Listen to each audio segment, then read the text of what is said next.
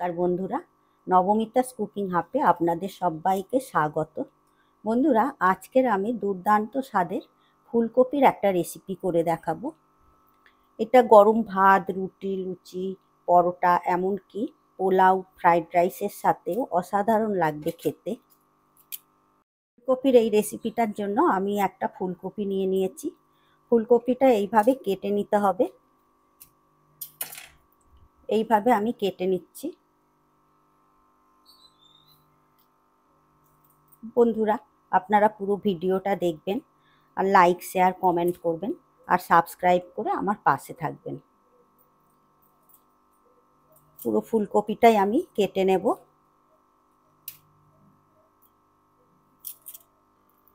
পুরো ফুলকপিটা আমি পরিষ্কারভাবে কেটে নিয়েছি। এবার জল দিয়ে ভালো করে ধুয়ে নেব। ফুলকপিটা ভালো করে ধুয়েও নিয়েছি। কড়া গ্যাসে বসিয়ে দিয়েছি। কড়ার মধ্যে দিয়ে দেব ফুলকপিগুলো সেদ্ধ করার জন্য জল। এই জলের মধ্যে দিয়ে দেব লবণ আর দিয়ে দেব হলুদ গুঁড়ো। ফুলকপির মধ্যে অনেক ময়লা থাকে, আবার অনেক সময় পোকাও থাকে।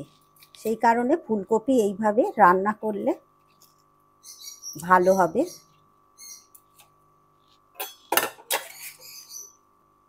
গরম জলে ফুলকপিটা ফুটে গেলে আবার গ্যাস অম্বলও যাদের হয় সেটাও থাকবে না, হবে না এইভাবে রান্নাটা করলে।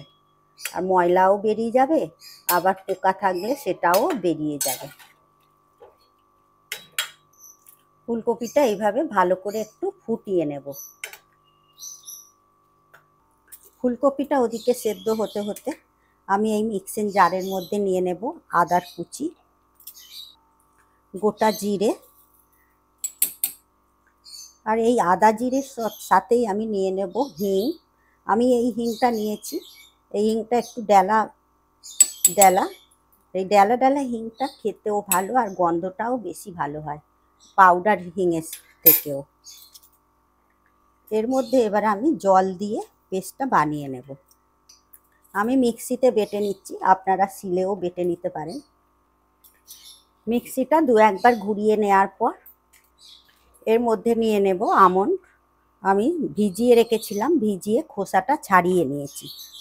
নিয়ে আবার একটা মিহি পেস্ট বানিয়ে নেব। এদিকে ফুলকপিটাও বেশ সেদ্ধ হয়ে গেছে, এর থেকে বেশি আর সেদ্ধ করব না। এই সময় ফুলকপি এইভাবে সেদ্ধ করে নিলে ফুলকপির মধ্যে যে একটা বাজে গন্ধ বেরোয় সেটা আর বেরোবে না। ফুলকপিগুলো সব জল থেকে তুলে নেব। এরপর কড়া ধুয়ে গ্যাসে বসিয়ে দিয়েছি। ফুলকপিগুলো ভাজার জন্য কড়াতে দিয়ে দেব সর্ষের তেল। তেল এদিকে বেশ ভালো গরম হয়ে গেছে। এই তেলের মধ্যে এবারে ফুলকপিগুলো তুলে দেব।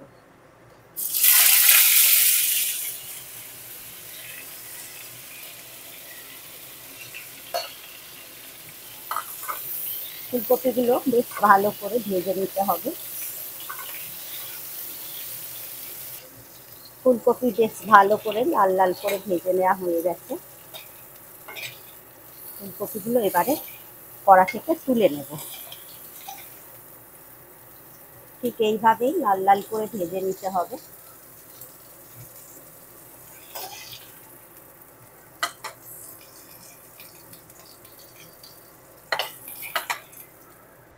কড়াতে তেল ফুরিয়ে গেছে, সেই কারণেই একটু তেল দিয়ে দেব।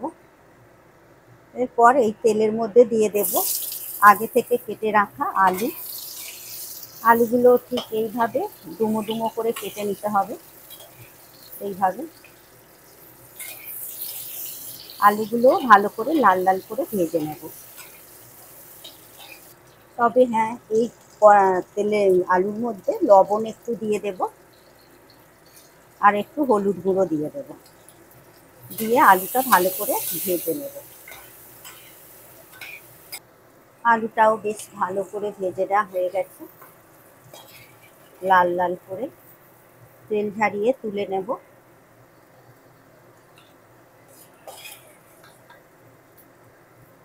এরপর এই তেলের মধ্যে দিয়ে দেব দুটো এলাচ, 4-5টা লবঙ্গ আর একটা দারচিনি স্টিক, আর দিয়ে দেব গোটা জিরে, একটা শুকনো লঙ্কা আর একটা তেজপাতা ছিঁড়ে দিয়ে দেব। দিয়ে ফোড়নের মশলাগুলো একটু ভেজে নেব, যতক্ষণ না পর্যন্ত একটা মিষ্টি গন্ধ বেরোচ্ছে ততক্ষণ ফোড়নের মশলাটা একটু ভেজে নেব। ফোড়নের মশলা দিয়ে বেশ মিষ্টি একটা গন্ধ বেরিয়েছে। এরপর এর মধ্যে দিয়ে দেব আমার আগে থেকে আদা জিরের যে পেস্টটা করে রেখেছিলাম সেটা দিয়ে দেব।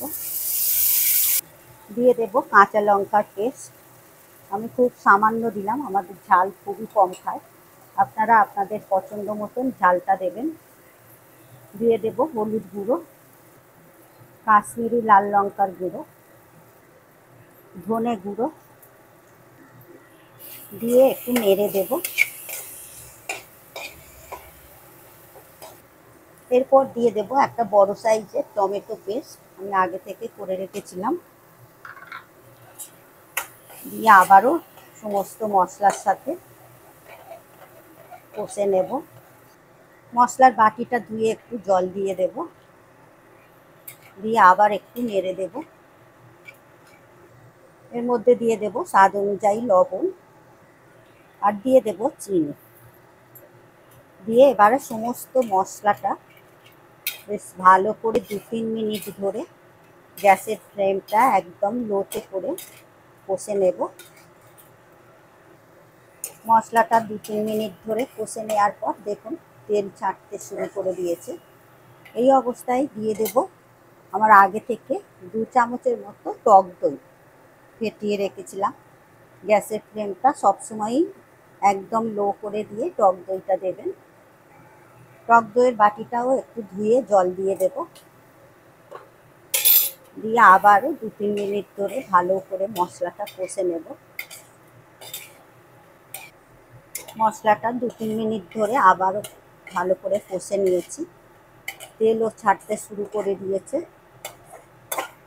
এর মধ্যে এবারে তুলে দেব ফুলকপি আর আলুটা।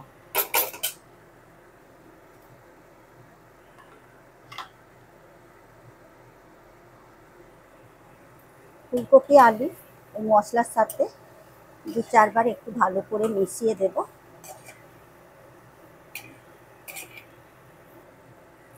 ফুলকপি আলুর সাথে ভালো করে মশলাটা মেশানো হয়ে গেছে।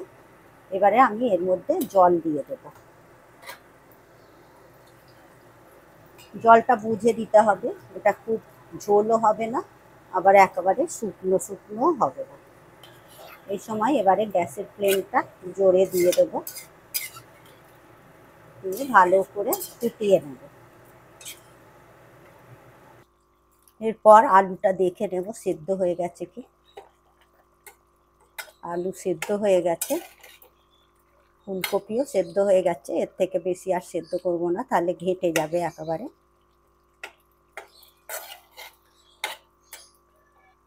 সব শেষে দিয়ে দেব গরম মশলার গুঁড়ো আর দিয়ে দেব 1 চামচের মতো ঘি।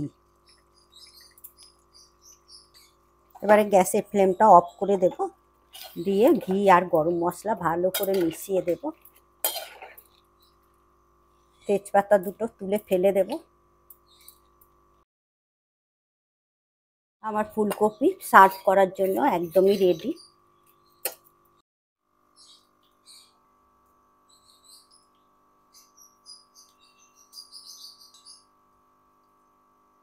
বন্ধুরা, আমার এই রেসিপি আপনাদের কেমন লাগলো অবশ্যই কমেন্ট করবেন, আর লাইক শেয়ার করবেন, আর সাবস্ক্রাইব করার অনুরোধ রইল।